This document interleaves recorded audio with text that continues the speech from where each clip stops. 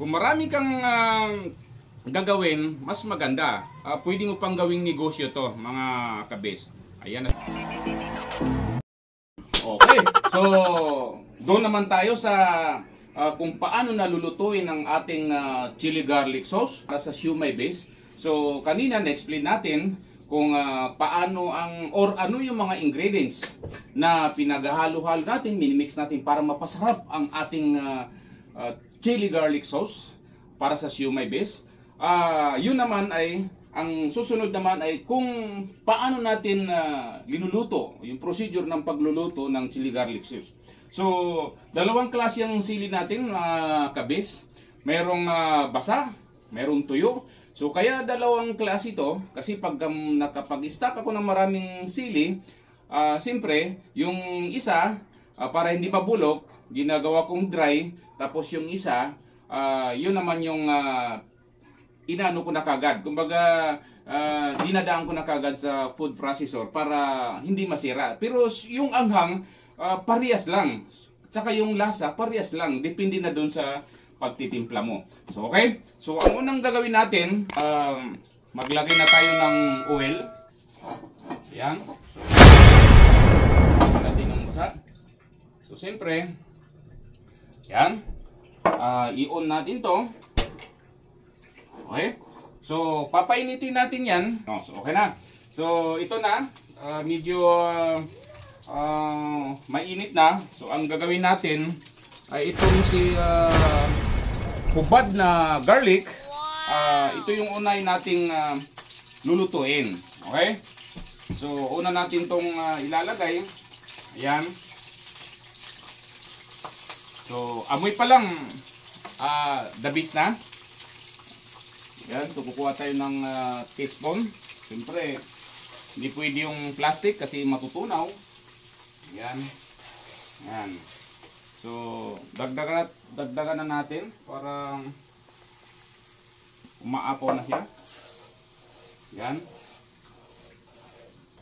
Yan.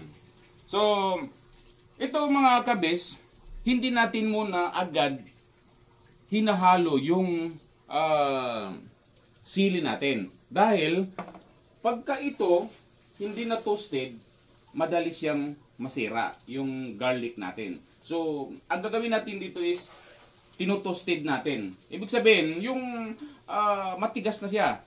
Hindi pwedeng malambot. Hindi masarap ang malambot. Ang masarap, yung malutong. Yeah? Okay? So, yan. Habang pinapainit natin o niluluto natin, haluan natin ng konting food coloring. Yan. Pero ito sa atin is, ang ginagawa natin ngayon ay hindi chili oil, chili garlic sauce. Okay? So, ang tawag dito ay chili garlic sauce. Okay? Hindi siya chili oil. Kasi kung chili oil lang, wala siyang garlic. Chili lang, tapos mayroong mga ibang ingredients. Ayan. So, antayin natin lulutang yan. Okay. So, habang inaantay natin yan, so ipiprepare natin yung vinegar, oyster sauce, sugar, asukal. Okay. So, mas maganda mga kabis kung mayroon kayong honey. Kasi, pagka kinakain yung sili, hindi siya makapit sa bibig mo yung anghang. Diba? Pero dahil wala tayong honey ngayon,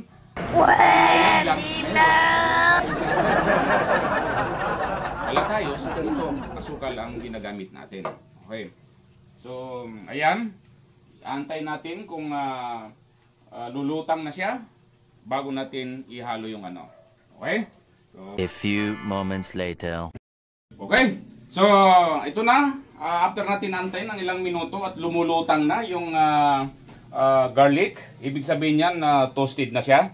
So, saka natin ngayon ihahalo ang chili natin. Ayan.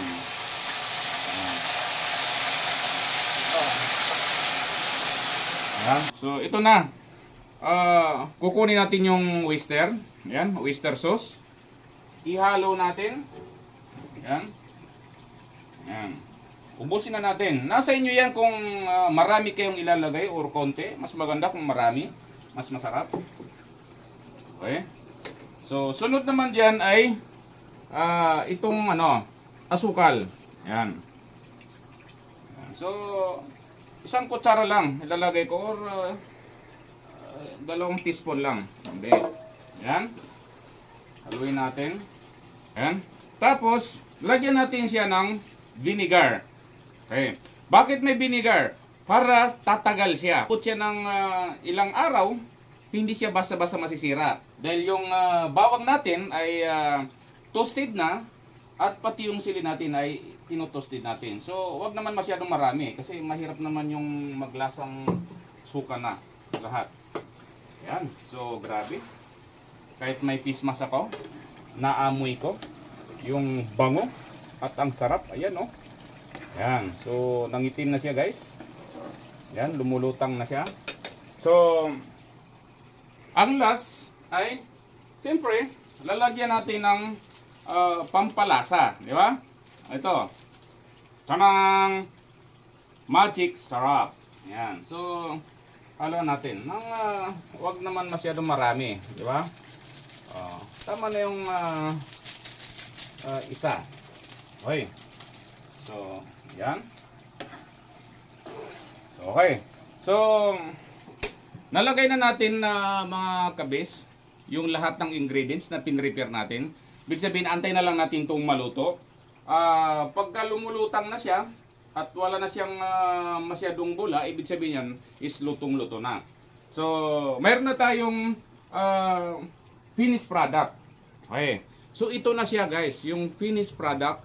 Ito, kung marami kang gagawin or marami kung marami kang gagawin, mas maganda. Pwede mo pang gawing negosyo to, mga kabis. Ayan na siya, oh. So, ito na yung finish niyan. Yan. So, tignan natin. Ayan siya, oh. Okay. Kita nyo, pinong-pino siya. Ayan. So, ang sarap niyan, guys. Habang inantay natin to, pag naluto naman to, ganito na rin ang magiging ano niya. Okay? So, ayan. Takam na takam, guys. Kaya lang, hindi pa luto yung sumay natin dahil mamaya pa. So, ito na. Ito na yung finished product natin na chili garlic sauce ng Siomai Base. So, huwag niyong kalimutan, guys, i-like and follow ang aking page, RX Payag. Di ba? At ang aking YouTube channel, Rex Payag at Your Safety. So, pinaghalo natin yung security and safety, food safety, at kung paano gumawa ng chili sauce na masarap. Okay? So, thank you very much. I hope na mayroon kayong natutunan at nalalaman kung paano gumawa ng chili garlic sauce na masarap. So, the secret is rebel. Thank you!